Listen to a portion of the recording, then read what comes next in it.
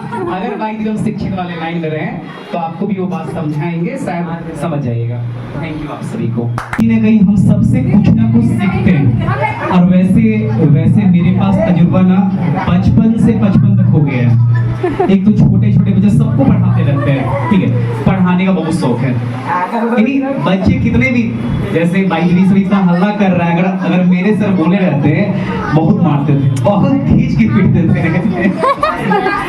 आज के बच्चों के साथ ऐसा कर नहीं सकते, पेरेंट्स आ जाएंगे, इसलिए हम सब में भी बहुत कंट्रोल में रहना पड़ता है, बहुत कंट्रोल में। यानी दिमाग के अंदर बहुत कुछ चल रहा है लेकिन उसको टंग पे लेकर नहीं आ सकते हैं, इसलिए शांत रहना पड़ता है, ठीक है। तो वैसे शिक्षक की भूमिका होती क्या है? शिक्षक की भूमिका एक कोच के रूप में, और उससे ज़्यादा कुछ नहीं हो सकता है कोच के रूप में।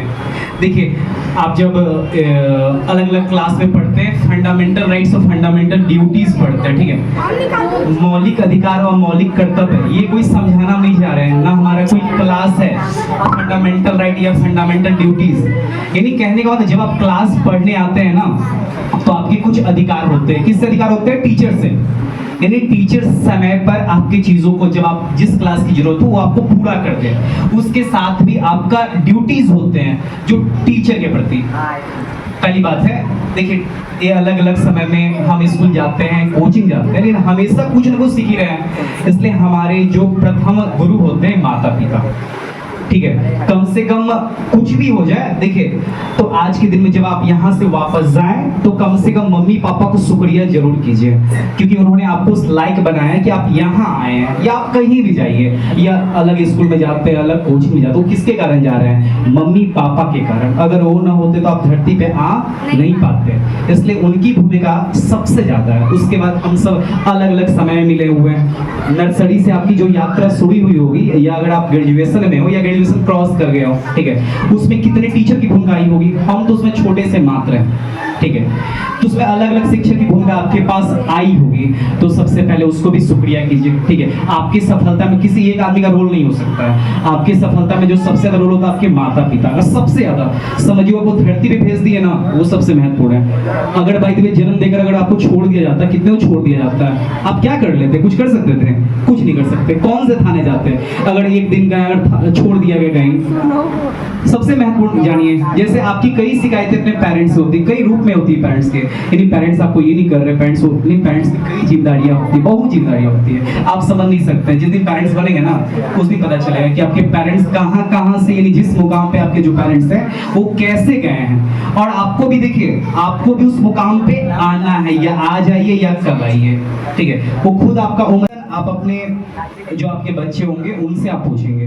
इसलिए भाई दी अलग अलग समय में जो पेरेंट्स आपको हर रूप में कह रहे हो, या आपको पॉजिटिव समझा रहे हो या आपको निगेटिव, यानी अच्छी बातें समझा रहे हो, या आपको लगे आपके हिसाब से खड़ा बातें समझा रहा हो, तो उसको थोड़ा समझा कीजिए, क्योंकि उम्मीद बहुत होती है। एक और बात, टीचर से आपको क्या लेना है? सबसे पहले देखिए, टीचर से भी आपको कुछ, यानी स्पेशल मेरा कहना है, हमें भी उम्मीद है। पहली बात, आपसे लोग एक चीज का है कि जब आपका रिजल्ट होगा तो कहीं ना कहीं आप मेरा थोड़ा सा मान लीजिएगा कि सर के पास गए, थोड़ा कुछ ना कुछ पढ़ा देते थे, थोड़ा यानी 1 घंटा में 5 मिनट पढ़ा लेते थे, 55 मिनट ना पढ़ा के 5 मिनट जरूर पढ़ाते थे, ठीक है। तो वही भूमिका है और कुछ नहीं है। यानी कहीं भी रहिए, ये खुश रहेगा कि हम सब इतने समय से लेकर इतने समय आए। इस कोचिंग में वैसे 3 अभी विशेष रूप से 3 बहुत खास है, क्योंकि उनके एग्जाम होने वाले हैं। 17 नवंबर को एग्जाम है। ऐसा हो सकता है कि इस साल उनका लास्ट टीचर्स डे नहीं, अगले साल लास्ट टीचर्स डे होगा, अगले साल लास्ट,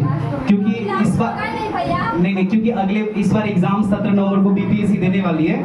और आप सब प्रार्थना कीजिए कि दोनों दीदी का रिजल्ट निकल जाए, क्योंकि बहुत सालों से मेरे साथ जुड़ी हुई है। स्पेशल जब हम जगनपुरा में पढ़ाना शुरू किए, 2015 से पढ़ाना शुरू कर रहे हैं जगनपुरा में, तब से सीतापुरम से तब से जुड़े हुए हैं, इनडायरेक्टली जुड़े हुए हैं 2015 से, यानी कह सकते 9 साल हो गए, 9 साल। और वैसे जब से सारथी में हम पढ़ा रहे हैं, तो सीतापुरम से विशेष रूप से हम 2020 से जुड़े हुए हैं, ठीक है। तो अगर बाई द वे उनकी अगर वे सफल हो जाते हैं, उनका बीपीएससी एग्जाम निकल जाता है, तो स्पेशल मेरे लिए फायदेमंद होगा, क्योंकि आंख बंद करके भरोसा करता है, और जो इंसान आंख बंद करके आप पे भरोसा करता है तो कम से कम उसको धोखा जीवन में कभी नहीं मिलना चाहिए, मेरे हिसाब से। उसके बाद और भी सीनियर है, जैसे रोहित है, अनीस है, आदर्श भी है, ठीक है, स्वीटी है, दीपा है, राधा है, तो ये भी है। ये सब भी आने वाले समय में परीक्षा देने वाले हैं, ठीक है। और इन सारे बच्चों में वही क्वालिटी है जो अलग अलग सूप में है, ठीक है।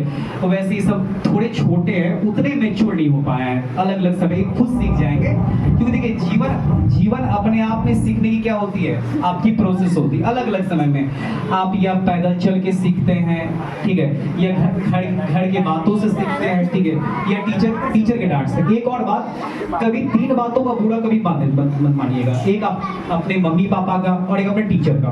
अगर टीचर कभी डांट भी दिया ना तो आपके भले के लिए डांट रहा है, क्योंकि हमें कोई आपसे दुश्मनी नहीं होता है, हम तो वैसे भी चाहते हैं हर बच्चों से प्यार से बात करें। टीचर उस समय डांटता है जब समझे कि बात क्या है, दिमाग से ऊपर चला गया हो, उस समय डांटता है। वैसे टीचर वैसे भी डांटना नहीं चाहता है, विशेष रूप से हम वैसे ही बच्चों को कम डांटना चाहते हैं। उनका भी बहुत ज्यादा वो भी जुड़ा हुआ है, वो भी 2020 से मेरे साथ जुड़े हुए हैं, ठीक है, डायरेक्टली या इनडायरेक्टली, ठीक है, अलग अलग रूप में।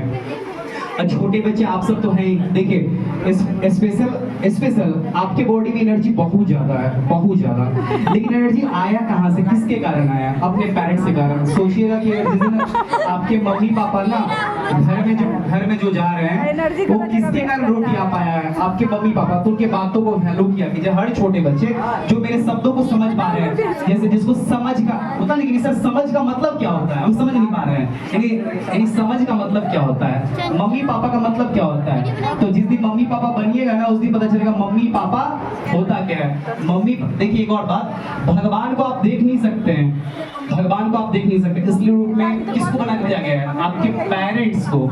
तो इस रूप में उनको धन्यवाद कीजिए, उनकी बातों को मानिए। देखिए आपके पेरेंट्स आपसे बहुत दूर होने के बावजूद भी आपके साथ है। जैसे आप कहते हैं ना, आप जैसे कहीं भी चले गए, पटना सिटी घूम रहे हैं, बोले कोई देख ही नहीं रहा है, उस समय भी आपके साथ ना आपके पेरेंट्स घूम रहे होते। क्यों? क्योंकि जन्म उन्होंने ही आपको दिया है, इसलिए आप उनको झूठ नहीं बोल सकते हैं। कभी ना कभी आपके मुंह से ना सच्चाई आपकी आ ही जाएगी, ठीक है। तो समय के इम्पोर्टेंट को समझिए।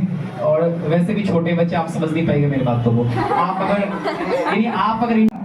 अगर भाई हम शिक्षित वाले लाइन में रहे तो आपको भी वो बात समझाएंगे, शायद समझ जाइएगा। थैंक यू आप सभी को।